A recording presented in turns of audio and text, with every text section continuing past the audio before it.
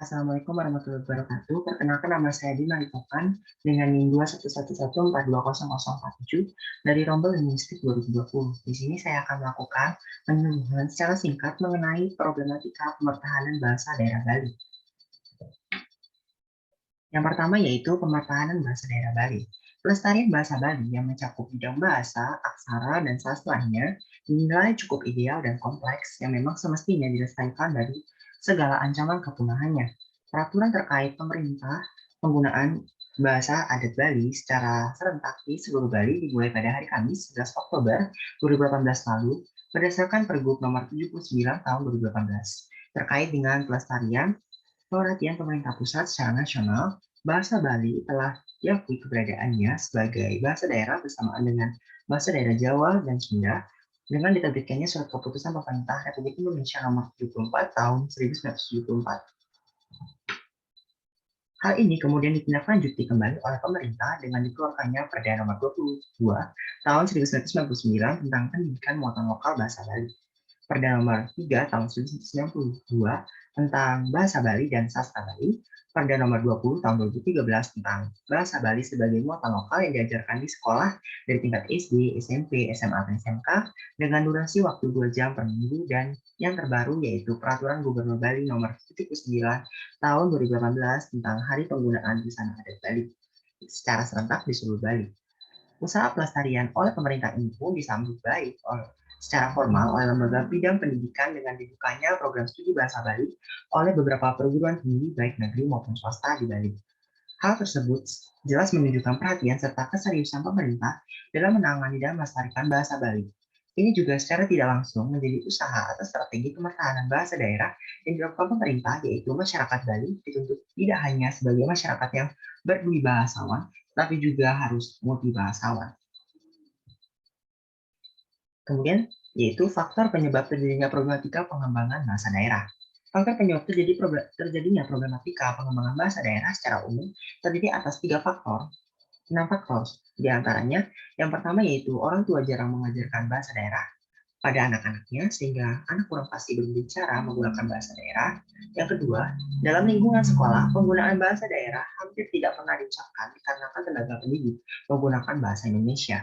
Yang ketiga, pada jenjang SMU, atau SMA atau SMK, pelajaran seperti bahasa daerah jarang diberikan.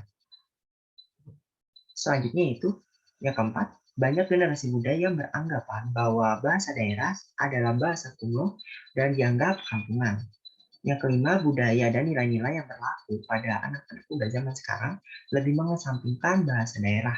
Dan yang keenam yaitu masuknya bahasa asing melalui media-media membuat bahasa daerah menjadi terpinggirkan.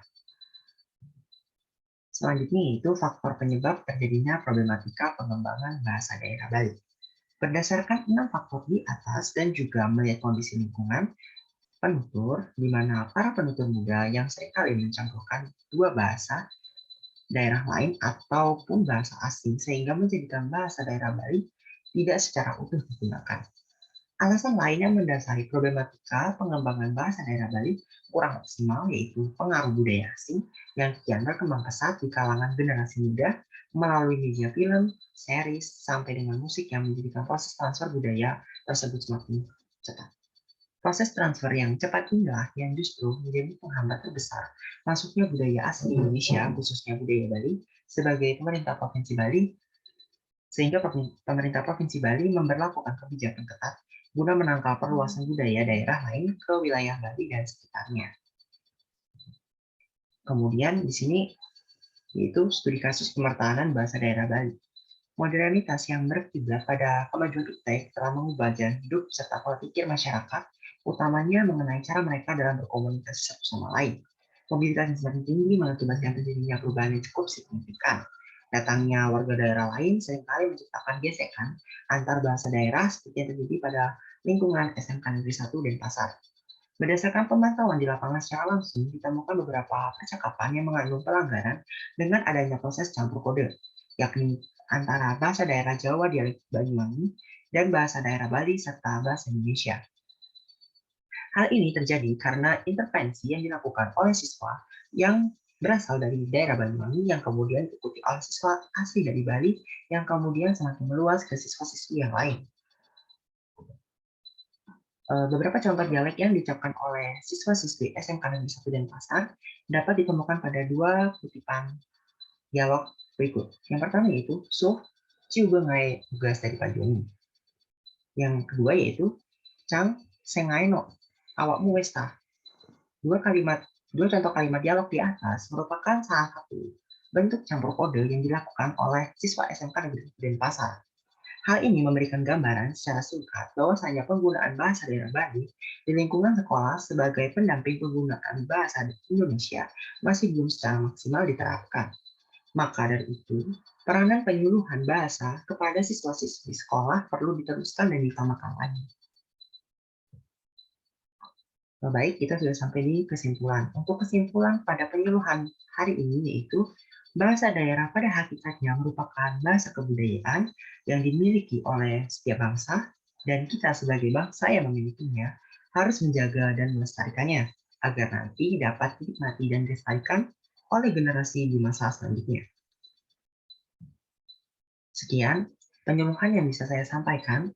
Apabila ada salah-salah kata, saya mohon maaf. Dan saya tutup dengan salam. Wassalamualaikum warahmatullahi wabarakatuh.